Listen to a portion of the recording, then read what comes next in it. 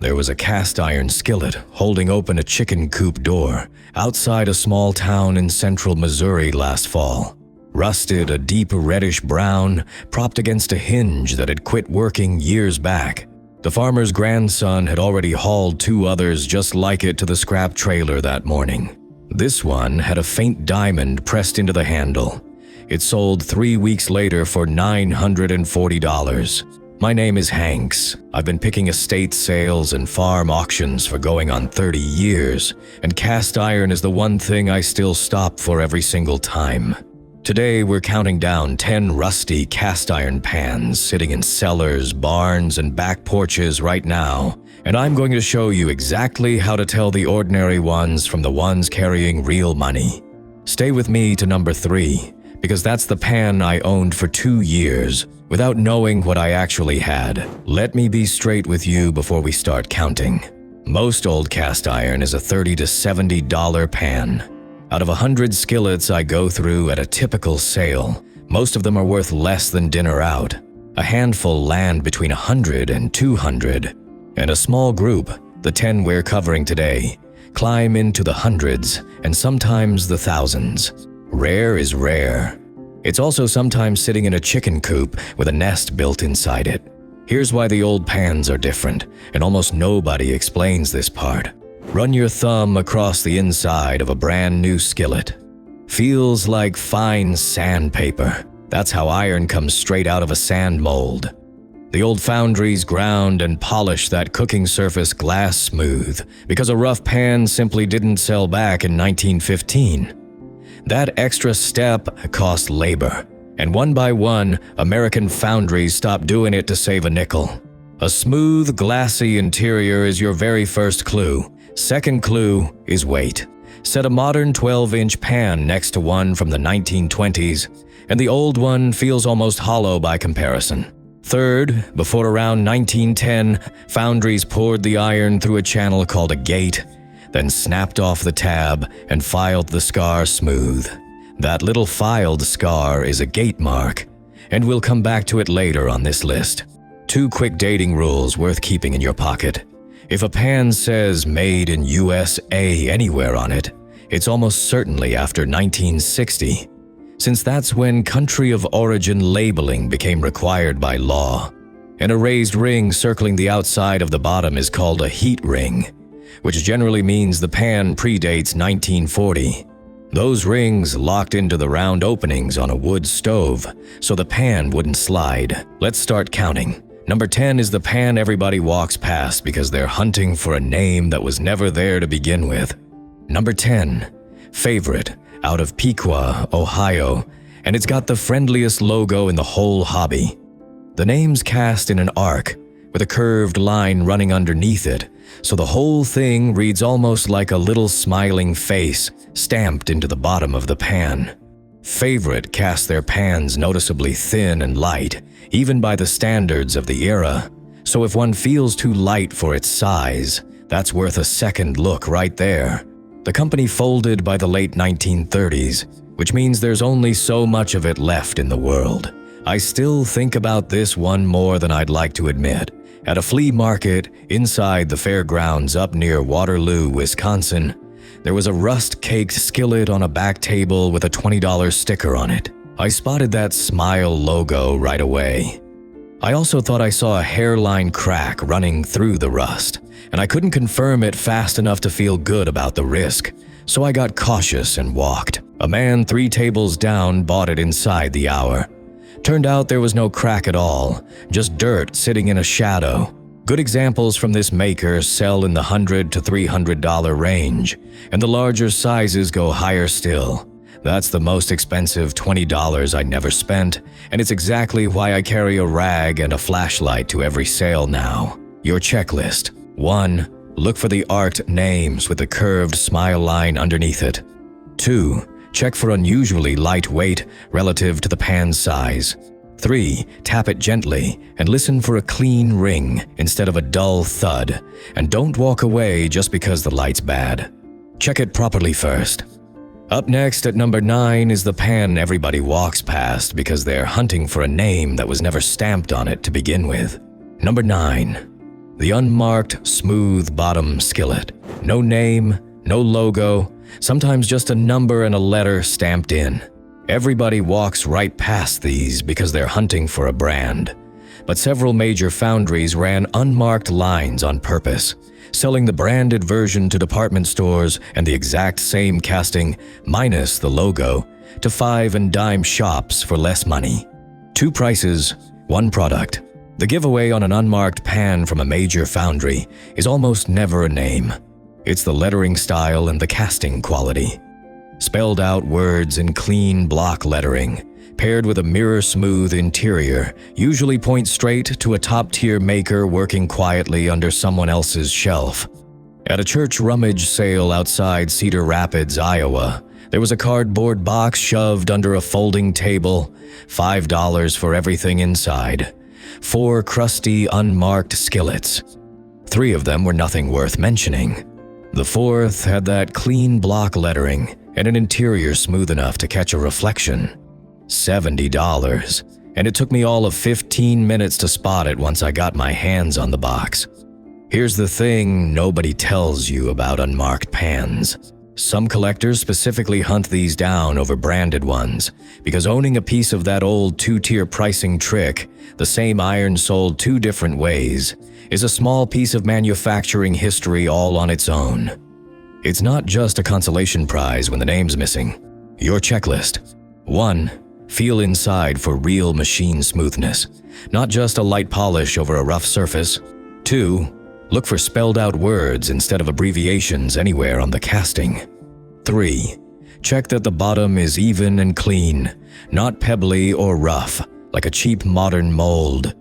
Number 8 gets thrown out constantly because the handle looks wrong to anyone who doesn't know what they're holding. Number 8 gets thrown out constantly because the handle looks wrong to anyone who doesn't know what they're holding. There's a regional foundry out of the Deep South whose plain, unmarked pans get mistaken for junk more than almost anything else I handle. They kept casting a heat ring into their pans well into the 1960s, long after most competitors had quit, which fools people into dating them completely wrong. The feature that actually identifies them is the handle. There's a sharp raised ridge running down the underside that keeps going onto the side wall of the pan itself. Nobody else built a handle quite like that. On an estate clean-out outside Tuscaloosa, Alabama, a big skillet was nailed up under a downspout, catching rainwater and leaves for who knows how long. That handle ridge caught my eye from clear across the yard. A number 12, flat-bottomed, no warp anywhere in it. $85. Most of these run $30 to $70. A clean, large one in good shape reaches well into the hundreds. What throws people off worst here is that heat ring. Everybody's been taught heat ring means pre-1940, so they figure this maker's later work is just as old as everything else on this list. It's not, and that's exactly why so many of these get sold cheap by sellers who assume it's a common, everyday pan instead of checking the handle first. Your checklist. 1. Run a finger down the underside of the handle feeling for that continuous ridge. 2. Check whether the heat ring is a solid, unbroken circle rather than notched. 3. Look for 2 small letters cast into the bottom, usually a size code and a mold mark. Real money starts stepping up at number 7, but it comes with a warning worth hearing before you get excited about anything. Number 7 is where the real money starts stepping up, but it comes with a warning worth hearing before you get excited about anything. A major Ohio foundry that ran from the late 1800s into the late 1950s put out one of the most collected product lines in this whole hobby, and their logo changed shape enough times over the decades that you can date upon almost to the year just by reading the bottom. The version with a raised heat ring predates roughly 1940. No heat ring means later, and later generally means a smaller price tag. Here's the warning. There's a fancy centennial reissue logo out there stamped with an old-looking date that fools plenty of people. It's a modern pan wearing a costume, worth scrap price and nothing more. Always check the lettering style and casting weight before you get excited about any date stamped into the iron. A real early piece feels different in the hand before you even flip it over. A neighbor of mine out past Ottumwa, Iowa, let me clear out his late grandfather's smokehouse in exchange for hauling off the rest of the junk. Hanging on a nail, black with decades of smoke, was a number 10 from that Ohio foundry, with the early heat ring intact, $160. A common number 8 from this maker runs $50 to $100. The larger sizes with the early heat ring push well past that. I've had folks message me convinced they found a rare early piece, only for it to turn out to be that reissue every single time. It's the single most common mix-up in this whole hobby, so don't skip the lettering check just because the date looks convincing. Your checklist. 1. Confirm the heat ring is present and raised, not flat or painted on. 2. Check for full spelled-out words in clean block print. 3. Make sure there's no country of origin stamp anywhere, since that alone tells you it's too new to matter here, reissue or not. A pawn most people already own sits at number 6, and most of them don't know which generation of the company actually made it. Number 6 is a pan most people already own, without knowing which generation of the company actually made it.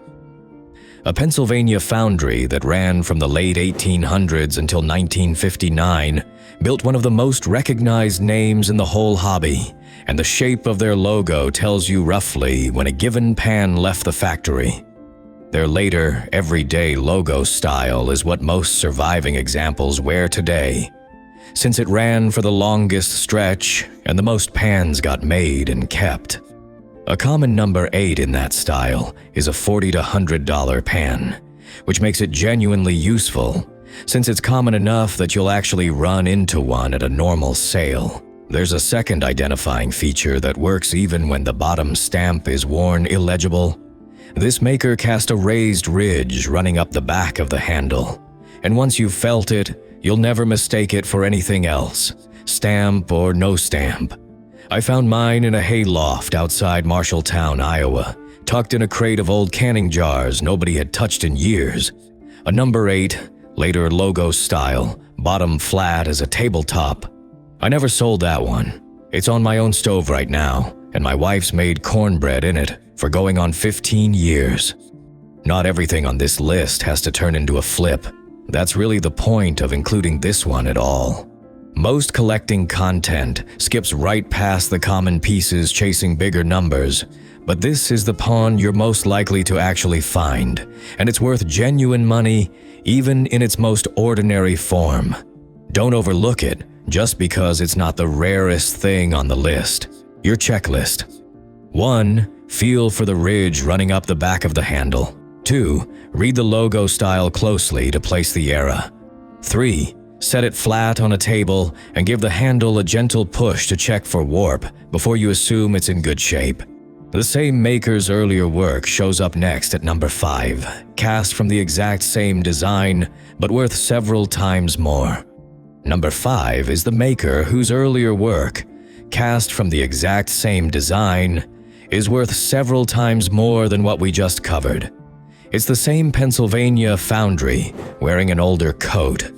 Their earlier logo uses noticeably bigger, bolder lettering, and it's the difference between a $50 pan and a $300 pan cast from the identical mold shape. The lettering alone carries almost the entire value gap. Odd, uncommon sizes push the price even further, since most households only bought the middle-of-the-road sizes when these were new. I owned one for 2 full years without knowing it. It sat in my garage as a doorstop, bottom caked in grime, and I never once flipped it over. A friend finally did it for me at a cookout. Large, early-style lettering, an uncommon size, $280 sold rust and all. Your checklist. 1. Look for bigger, bolder block lettering than the everyday version. 2. Check the size number against common sizes. 3. Spin test the bottom for warp. Older than every maker covered so far, number 4 takes us back to before any of these companies even had a recognizable logo. Number 4 is older than every maker we've covered so far, gate-marked pans from the 1800s. Flip a pan over and look for a raised seam or a filed ridge crossing the bottom. Sometimes clean across, sometimes just a small stub. That's the scar left when the foundry snapped off the pour tab, and it means the pan was made somewhere between roughly 1800 and 1910. Most carry no maker's name at all, since a huge number came out of small local foundries that never bothered marking their work. A gate-marked pan can run under $100 for a common skillet, or several hundred for a large one in good shape. At an estate sale along the river outside Quincy, Illinois, a gate-marked kettle sat out on the back steps, half filled with dirt and a dying geranium. $14, mostly because the family wanted the planter gone. $310 once it was cleaned and identified. Your checklist. 1. Look for the seam or filed scar. 2. Tap the rim for a clean ring, not a thud. 3. Check for 3 small legs, since the oldest examples stood in open fireplace coals. The one that costs me more than anything else on this list is coming up next at number 3, and it wasn't about the money. Number 3 is the one that cost me more than anything else on this list, and it wasn't the money. It was the miss. Before that Pennsylvania foundry became the name most collectors know today, an earlier version of the company cast a very small run of skillets with a spider and web pattern raised into the bottom. Almost nobody bought them at the time. Almost none survived. Collectors can count the known examples without running out of fingers, and good ones have sold for $8,000 to $10,000 at auction. I've laid eyes on exactly one at a preview table before an auction outside Beatrice, Nebraska, years back. Thin as a dinner plate, the web crisp as the day it was poured. I hesitated just long enough to double-check the gate mark. The bidding was over inside a minute, gone to a buyer on the phone I never even saw. Your checklist. 1. Look for a raised spider and web pattern, crisp and detailed. 2. Check for a gate mark, since a genuine one is 19th century iron. 3. Note the extremely thin light casting. Don't hesitate the way I did. 2 pans left, and one of them comes with a warning about fakes you'll want to hear before you go looking. Number 2 is the one where a single small detail multiplies the price several times over. And it's also the one people fake the most. A modest Ohio foundry that operated only from around 1903 into the mid-1920s occasionally cast a small profile design into the bottom of certain pans. That detail is the entire ballgame. The exact same pan without it might bring $70 or $80. With it, several hundred, and the largest sizes have crossed 1,000 at auction. A genuine one is crisp and finely detailed on a smooth, machined surface. A fake tends to be soft and mushy in the details, on a pan that's usually heavier and rougher inside than the real thing. At an estate preview outside Terre Haute, Indiana, there was a card table of kitchen iron, priced next to nothing. Another picker I've known for decades beat me to it by about a minute and pulled that pan off the table for $15. He told me later it sold for just over $400. He was simply faster than me that day. Your checklist. 1. Look for crisp, well-defined detail in the profile casting. 2. Confirm the interior is smoothly machined. 3. Check that the weight feels appropriately light, since heavy usually means fake. 1 pan left, and it's the one nearly every household in the country still owns without knowing there's an old version worth chasing. Number 1 is the one nearly every household in the country still owns, and almost nobody realizes there's an old version worth chasing. Lodge is the last major American foundry still running, based out of South Pittsburgh, Tennessee. Because they're still in business, folks assume every Lodge pan is a common store shelf skillet. Most are, but Lodge didn't stamp their name on pans until the late 1970s, so the older ones are unmarked entirely. The tell is the heat ring.